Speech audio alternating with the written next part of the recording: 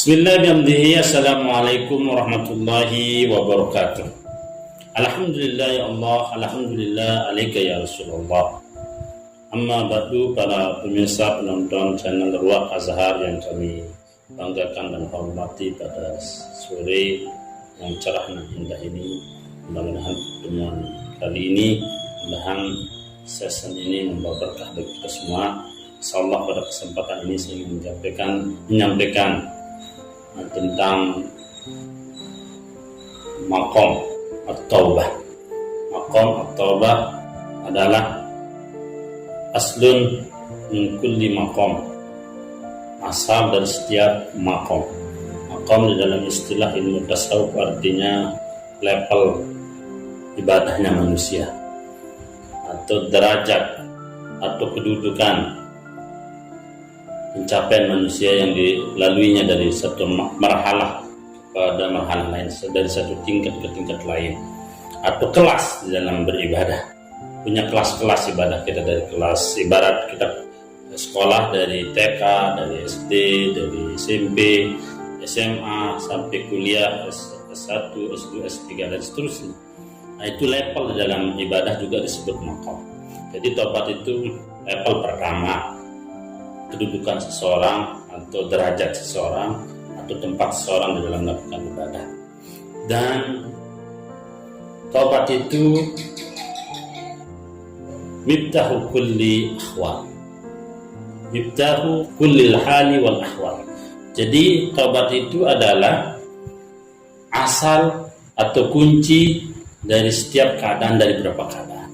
Kalau keadaan itu keadaan mental seseorang di dalam melakukan ibadah, atau karunia Allah atau pemberian Allah yang diberikan kepada manusia ketika sudah manusia itu karakter pribadinya berubah dari pribadi yang tidak baik menjadi lebih baik, dan begitu seterusnya. Itu disebut hal.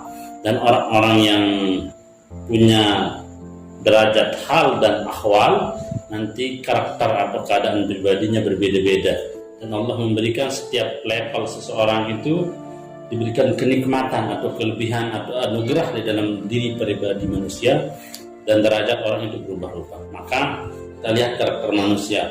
Orang yang TK berbeda tentu karakternya dengan orang yang sudah belajar SD, pendewasaannya. Begitu juga sampai SMP, sampai SMA, sampai kuliah, S1, S2, pemikirannya, ilmunya berbeda. Begitu juga dalam ibadah, pandangan tentang Tuhan berbeda, pandangan tentang dekatnya sama Allah berbeda dengan waktu masih level bawah, masih keadaan mentalnya, keadaan pribadinya, keadaan sikon, kondisi pribadinya berbeda-beda. Nah, itu kunci segala keadaan, segala karakter seseorang itu melalui tobat. Tobat menurut bahasa artinya rujuk. Apa itu rujuk? Adalah kembali.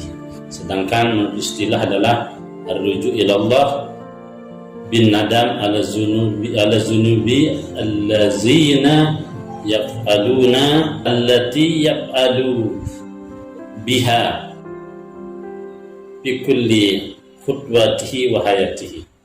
Jadi taubat menurut istilah adalah orang yang kembali kepada Allah dengan dosa, dengan menyesali dosa-dosa yang dia perbuat di dalam langkah hidupnya dan di dalam kehidupannya. Maka taubat itu ada dua istilah. Ada taubat at-taubah al-abdi ila Allah Ta'ala, taubatnya manusia kepada Allah Subhanahu wa taala, orang yang kembali kepada Allah dengan dosa-dosa yang dilakukan, menyesal terhadap dosa-dosa yang dilakukan, itu namanya taubat manusia kepada Allah. At-taubah al-abdi ala Allah Ta'ala, orang yang taubat kepada Allah Subhanahu wa taala dengan dosa-dosa yang sudah dia lakukan. Dan yang kedua ada namanya at-taubah ar-rabbi at-taubatullahi ila abdihi, taubatnya Allah kepada hambanya. Apa arti taubatnya Allah kepada hambanya? Yaitu Allah bertobat kepada hambanya, maksudnya Allah mengampuni dosa hambanya dan memaafkan hambanya dan memberikan rahmat dan ridha kepada hambanya walaupun dia sudah berbuat dosa. Yang kita tahu di semua di kehidupan kita atau di pengajian-pengajian ada yang kita sering dengar, taubat itu manusia yang bertobat kepada Allah. Tapi Allah juga bertobat kepada manusia, dijelaskan di dalam kitab Al-Qana yang dikarang oleh Abdul Bari. Ayyuhal hadirun wal hadirat rahimana wa iyyakumullah ajmain. Dan istilah-istilah taubat itu atau bahasa-bahasa taubat niki banyak istilah. Pertama ada namanya taubah. Taubah artinya orang yang kembali kepada Allah Subhanahu wa taala. Dengan sauli ojok disida Allah Subhanahu wa taala lagi uli niki dalam keadaan takut kepada Allah. Takut disiksa oleh Allah Subhanahu wa taala karena dosa yang dia lakukan. Maka dia berubah menjadi orang yang lebih baik. Itu disebut taubat. Dia betul-betul tidak mau melakukan perbuatan yang negatif, yang jelek, maksiat, karena dia memang takut kepada Allah, karena takut masuk neraka. Takut Allah marah kepada dirinya, maka disebut taubat. Wa man taba min ba'di zulmihi wa aslaha fa innallaha yatubu alaihi innallaha ghafurur rahim. Barang siapa yang bertobat setelah menzalimi, setelah berbuat zalim dan lalu memperbaiki dirinya, sesungguhnya Allah menerima taubatnya dan sesungguhnya Allah Maha Pengampun bagi Maha Penyayang. Yang kedua ada istilahnya al-inabah. Orang yang kembali kepada Allah Subhanahu wa taala dengan perasaan malu. Misalnya kita berbuat maksiat, tapi menyesal berbuat maksiat bukan karena takut kepada Allah, tapi karena dia malu sama Allah. Contoh, kalau ada hamba Tuhan atau manusia berbuat maksiat, kadang malu sama keluarganya, dilihat maksiat sama tangganya, sama keluarganya, sama polisi atau orang-orang penting di negara kita ini. Itu malu kepada manusia. Tapi ada namanya inabah, itu orang yang menyesal perbuatan dosanya dengan sebab dia malu kepada Allah. Dia malu gawe dosa malik.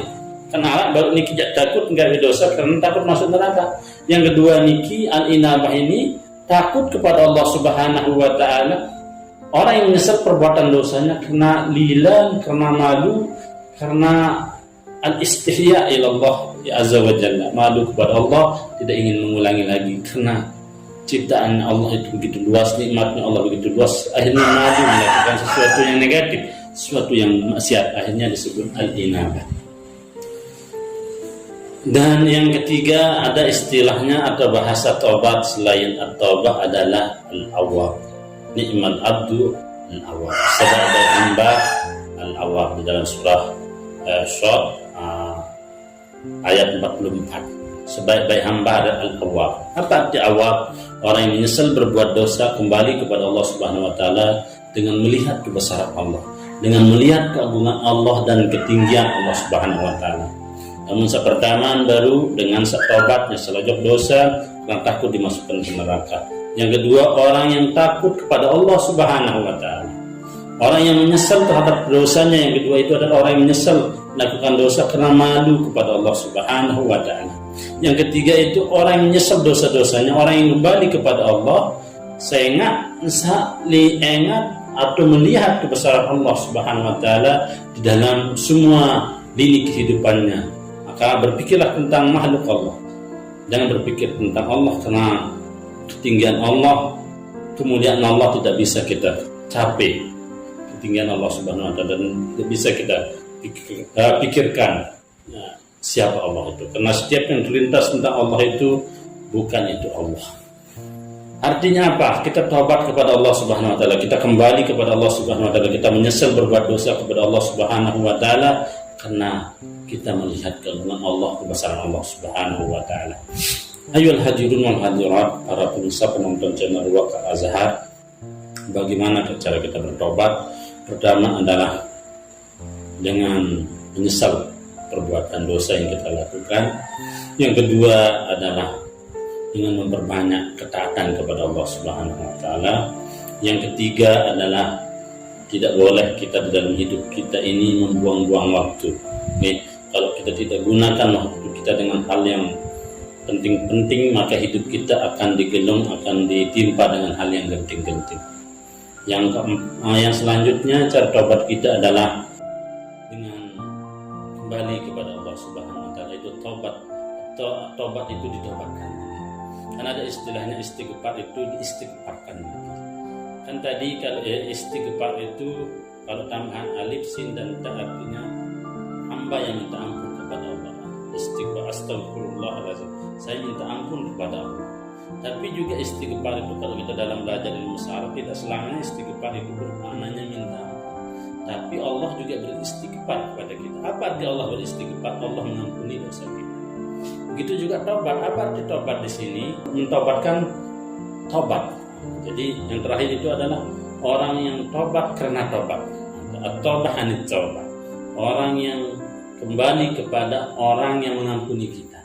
Yaitu Allah tobat kepada kita, kita tobat kepada Allah.